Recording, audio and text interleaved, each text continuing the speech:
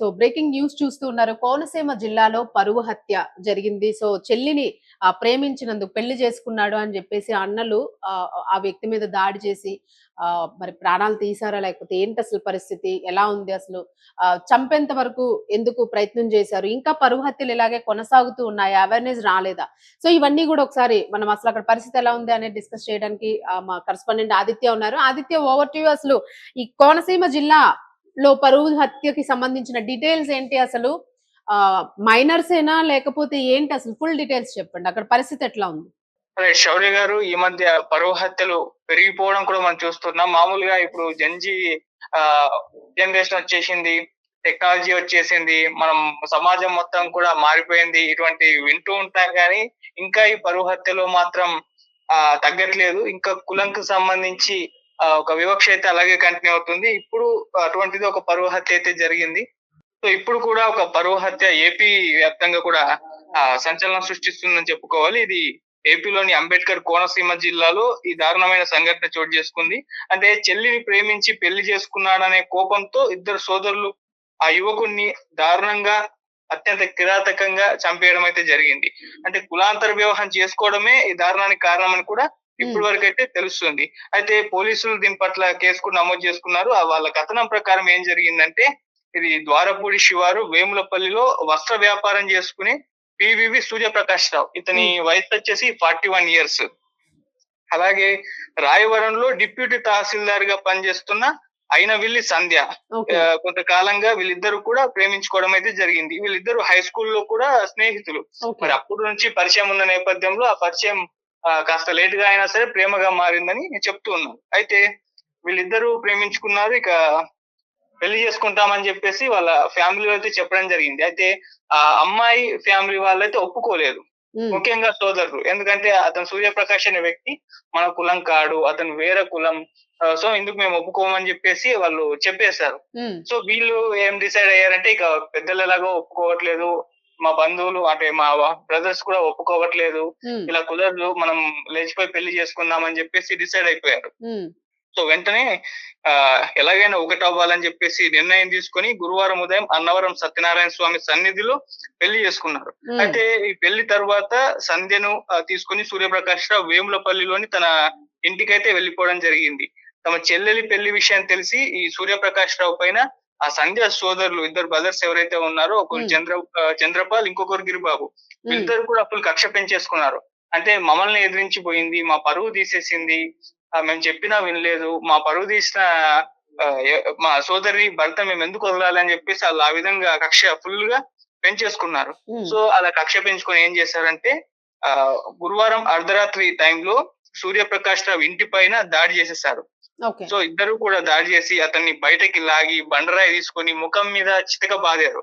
So అలా ఆ దాడిలో మొత్తం కూడా తీవ్రంగా గాయపడిపోయి సూర్యప్రకాష్ రావు అక్కడికక్కడే ప్రాణాలైతే కోల్పోవడం జరిగింది. అలా స్పాట్ డెడ్ అయిపోయారు. అంత కిరాతకంగా చంపేశారు, రాయితో ముఖం మీద కొట్టి కొట్టి కొట్టి. అయితే అక్కడే ఉన్న చుట్టుపక్కల స్థానికులంతా కూడా అసలు రియాక్ట్ అయిపోయారు. ఏం జరుగుతుంది అని వాళ్ళకు కూడా, అంటే దానికి అంత టైం దొరకలేదు వాళ్ళకు కూడా ఆపేంత. సో వాళ్ళకు తెలిసిపోవడంతో వచ్చేసారు. ఆ ఇద్దరు బ్రదర్స్ ని కూడా పట్టుకున్నారు, ఆ చెట్టు కట్టేశారు, వాళ్ళకి దేహ శుద్ధి కూడా చేసేసారు. అతను హాస్పిటల్ తీసుకెళ్లి ప్రయత్నం చేసినప్పటికీ అతను అక్కడికే చనిపోయాడని చెప్పేసి వాళ్ళు కూడా డిసైడ్ అయిపోయారు. ఇంకా చేసేది ఏం లేదని పోలీసులకు కూడా ఇన్ఫర్మేషన్ ఇచ్చేశారు. వాళ్ళిద్దరిని కూడా పట్టించి మేము లైవ్ లో చూసాము అతన్ని చంపేయడం అని చెప్పేసి వాళ్ళు సాక్షులు కూడా అక్కడే ఉన్నారు, వాళ్ళు కూడా మాట్లాడారు. వాళ్ళిద్దరికి కూడా దేహశుద్ధి చేసిన వీడియోలు కూడా వైరల్ అవుతున్నాయి. సో అలా కళ్ళ ముందే భర్త ప్రాణాలు వాళ్ళ సోదరులే తీసేయడం అయితే ఆ అమ్మాయికి ఇప్పుడు ఒక బాధాకరమైన విషయం చెప్పుకోవాలి. మళ్ళీ ఎందుకంటే 24 hours కూడా అవ్వలేదు వాళ్ళ పెళ్ళై. అవును. సో మనం చూసుకుంటే వీళ్ళిద్దరూ కూడా కంప్లీట్ మేజర్స్ లాగా తెలుస్తుంది. ఎందుకంటే తహసీల్దార్ అంటే తను కూడా ఎడ్యుకేటెడ్ అండ్ మంచి వయసులో ఉండుండొచ్చు, అంటే ఏజ్ ఒక పర్ఫెక్ట్ ఏజ్. అలాగే మీరు అన్నట్టు సూర్యప్రకాష్ కూడా 41 ఇయర్స్ అరౌండ్ ఉన్నట్టుంది. సో తాను కూడా, ఇద్దరు కూడా వాళ్ళకి భవిష్యత్ అంటే ఏంటో తెలుసు, కుటుంబం అంటే ఏంటో తెలుసు, జీవితం ఎట్లా ఉంటుంది తెలుసు. సో మరి ఇంత వయసులో కూడా చక్కగా వీళ్ళిద్దరికి కూడా ఎలాంటి పొరపత్యాలు కూడా కనిపించట్లేదు. సో అసలు అంటే అవును. ఫ్యామిలీ బ్యాక్‌గ్రౌండ్స్ ఏంటి? ఇప్పుడు 'సూర్యప్రకాష్' బట్టల బిజినెస్ అని సంథింగ్ చెప్తూ ఉన్నారు. అవును. సో కుటుంబం ఏమైనా స్పందించిందా? 'సూర్యప్రకాష్' కుటుంబం గాని, అలాగే ఈ అమ్మాయికి సంబంధించి ఇంకా ఎవరైనా ఇతరులు గాని? రైట్. ఇంకా కుటుంబాలకు సంబంధించి వివరాలైతే మనకు పెద్దగా రాలేదు. వాళ్ళు స్పందించినట్టుగా కూడా ఎక్కడ తెలీదు. అంటే చుట్టుపక్కలున్న వీళ్ళ ఎవరైతే స్థానికులు ఆ టైంలో ఉన్నారో వాళ్ళు మాత్రమే మాట్లాడారు. హ్మ్. వాళ్ళు మాత్రమే ఎక్కువగా చెప్పడం జరిగింది. ఇలా మేము చూస్తూ అసలు మాకంత టైం కూడా దొరకలేదు. వచ్చేసారు, దాడి చేశారు, చంపేశారు అని జెప్పేసి.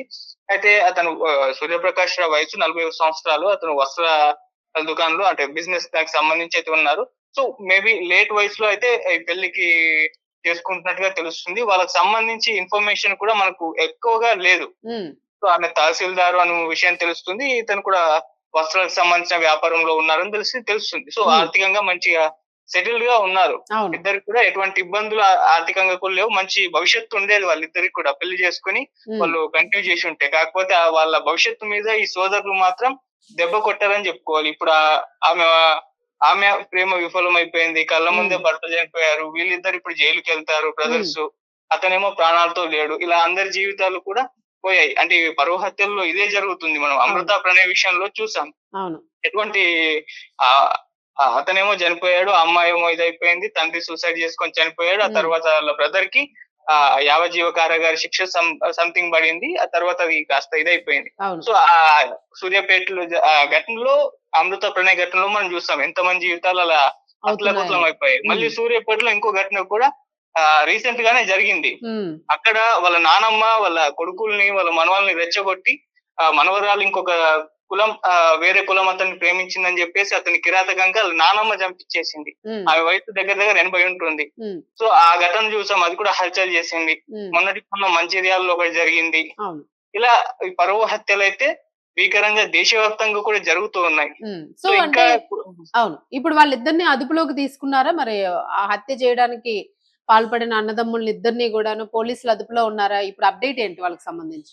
వాళ్ళిద్దరు అదుపులోనే ఉన్నారు. అంటే అక్కడ ఉన్న స్థానికులే వాళ్ళని పట్టుకొని హ్మ్. చెట్టు కట్టేసి, దేహశుద్ధి చేసి పోలీసులకి ఇన్ఫార్మ్ చేశారు. హ్మ్. పోలీసులొచ్చారు, అరెస్ట్ చేశారు. కేసు నమోదు చేసి ఎంక్వైరీ కూడా చేస్తున్నారు. దీంట్లో బలంగా ఉందేంటంటే వాళ్ళ స్థానికులు చూసారు. వాళ్ళు సాక్షులు ఉన్నారు. హ్మ్. వాళ్ళు మీడియా ముఖంగా కూడా మాట్లాడడం జరిగింది. వాళ్ళు అతనికి దేహశుద్ధి చేసిన వీడియోలు కూడా వైరల్ అవుతున్నాయి. హ్మ్. వాళ్ళు చెప్తున్నారు క్లియర్‌గా మా ముందే చంపేసాం. మాకంత ఆపేంత టైం కూడా దొరకలేదు. హ్మ్. అన్నట్టు కూడా చెప్పడం చూసాం. సో, ఆ రకంగా సాక్ష్యాలు కూడా బలంగా ఉన్నాయి కాబట్టి ఖచ్చితంగా వీళ్ళకు ఆ శిక్ష అయితే పడుతుంది. So, okay. మామూలుగా ఇటువంటి ఘటనలో ఒక్కోసారి సాక్ష్యాలు అటు ఇటు అయ్యి మనం ఇవి తప్పించుకోవడం చూస్తూ ఉంటాం. అవును. సో, ఇప్పుడైతే క్లియర్‌గా బయట జరిగింది. అంటే ఊరు గాబట్టి చుట్టుపక్కల ఫ్యామిలీస్ ఉంటాయి గాబట్టి హ్మ్. ఇవంతా కూడా చూస్తూ ఉంటారు గాబట్టి అక్కడ సాక్షులు చాలా మందైతే ఉన్నారు. వీళ్ళిద్దరిప్పుడు రిమాండ్‌కి పంపించినట్టుగా కూడా చెప్తున్నారు. సో, హ్మ్. తొందరలో ఇది ప్రూవ్ అయ్యి వాళ్ళకు కఠినమైన చర్యలు తీసుకోవాలని జెప్పేసి ఇటువైపు నుంచి డిమాండ్స్ వస్తున్నాయి గాబట్టి, హ్మ్. సో, ఖచ్చితంగా చర్యలైతే తీసుకుంటారు వాళ్ళ పట్ల. ఓకే. రైట్. మొత్తానికి అమ్మాయికి సంబంధించి గాని, అబ్బాయి బయటికి వచ్చినట్లుగా ఇక్కడ మనకెక్కడ కనిపించడం లేదింకాను. సో, హ్మ్. లేటెస్ట్ అప్‌డేట్స్ అయితే ఇవే. మీరు మరిన్ని అప్‌డేట్ ఇచ్చే ప్రయత్నం అయితే చేయండి. Thank you Aditya. Thank you. Thank you. So, ఇది కోనసీమ జిల్లాకి సంబంధించి పరువు హత్యకి సంబంధించిన అప్‌డేట్. సో, ఇద్దరు గూడాను మేజర్స్, అలాగే ఫైనాన్షియల్లీ గూడా they are well settled. 40 years above ఉన్నారు. మేల్ పర్సన్, అలాగే ఫీమేల్ ఎవరైతే అమ్మాయి ఉన్నారో, పెళ్లి చేసుకున్న అమ్మాయి తాను గూడా మేజర్ తహసీల్దార్‌గా పనిచేస్తున్నారు అని జెప్పేసి అయితే తెలుస్తూ ఉంది. సో, నిజంగానే అంటే కులము అనేది ప్రేమకి గాని, పెళ్ళికి గాని, 2 నిండు జీవితాలకు గాని ఎంతగా అడ్డమొస్తోంది. ఇప్పటికి కూడా అంటే మనము ఏ ట్రెండ్‌లో ఉన్నాము, అసలు ఏ జనరేషన్‌లో ఉన్నాము. సో, ఇంత అప్‌డేట్ అవుతున్నప్పటికీ కూడా ఇంకా ఈ హత్యలు, పరువు హత్యలు అనేవి మాత్రం ఎక్కడ ఆగడం లేదు. ఇవి రోజు రోజుకి కూడా పెరుగుతూ పోతున్నాయనేది ఇక్కడ మనకి క్లియర్‌గా అర్థమవుతుంది. మరి దీనికి సంబంధించి ఆ ఇద్దరు వ్యక్తులు గూడా డైరెక్ట్‌గానే పట్టుబడ్డారు. అందరూ చూస్తుండగానే వాళ్ళు రాళ్ళతో మోది చంపడం వలన ఆహ్, వ వాళ్ళు తప్పించుకునే అవకాశం గూడా లేదు. వాళ్ళే పట్టుకొని అప్పజెప్పారు పోలీసులకి అనేది గూడా తెలుస్తోంది. సో, ఇక్కడ 2 కుటుంబాలు గూడా ఇద్దరు మనుషుల్ని, ఆమె జీవితం పోయింది. అలాగే అతను చనిపోవడం వల్ల నా కుటుంబం గూడా ఇప్పుడు అనాథగా మారే పరిస్థితుంది. సో, పెళ్లయ్యి కనీసం ఒక్కరోజు గూడా గడవలేదు. నిజంగానే ఇది చాలా విషాదకరము. సో, దీనికి సంబంధించి పోలీసులు కూడా ఇట్లాంటివేమైనా ఉంటే మాత్రం పరువు హత్యలు తగ్గాలని వాళ్ళు గూడా చెప్తూ ఉన్నారు. మొత్తానికైతే అదుపులోకి తీసుకొని వాళ్ళకి శిక్ష పడే అవకాశం ఎక్కువగా కనిపిస్తూ ఉంది అని అంటున్నారు. ఎందుకంటే డైరెక్ట్‌గా పట్టుకున్నారు. ఆధారాలు క్లియర్‌గా ఉన్నాయి కాబట్టి. సో, ఇది ప్రస్తుతానికి కోనసీమ జిల్లాకి సంబంధించిన అప్డేట్.